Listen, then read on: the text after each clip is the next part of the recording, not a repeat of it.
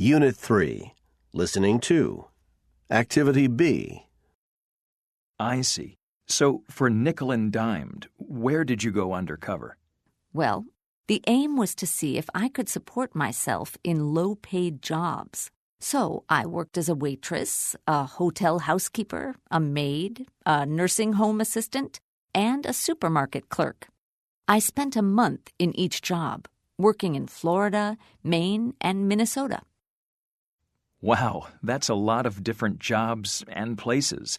I guess your life changed completely during that period, right? It sure did. And boy, I learned a lot. It was amazing. Really? What exactly did you find out? Well, first, that it was very difficult indeed to cope, financially on such low wages. The rents were very high and the wages were so low. These people really struggle. Also, you have to be a hard worker. I mean, some of the jobs I was doing left me feeling physically exhausted, especially when I had to work 2 jobs in a day. Interviewing people is one thing, but actually doing the job day to day shows you exactly how hard these people's lives are. Mm-hmm. And, of course, Nickel and Dimed went on to be a very popular book. It was a New York Times bestseller. Yes, I was really surprised at all the interest. I think it really opened people's eyes, a first-hand account like that. People in low-paid jobs like those aren't lazy. They work long, hard hours just to survive. Did you change your name when you went undercover?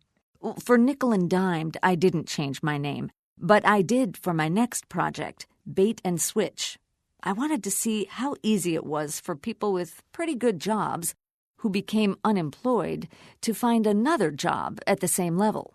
So I went undercover as a white-collar public relations executive looking for work. I tried really hard with a great resume that told everyone that I had lots of experience and all that, but I couldn't find any work. It really highlighted to me how hard life can be for people at all levels, from unskilled manual workers to white-collar management. Mm-hmm. So I guess in both cases, for Nickel and Dimed and Bait and Switch, you were pleased that the changes you made weren't permanent? I mean, you didn't ever want to carry on in one of those jobs. No way. I just got a brief look at people's lives there, and by the time I finished, I realized how lucky I was.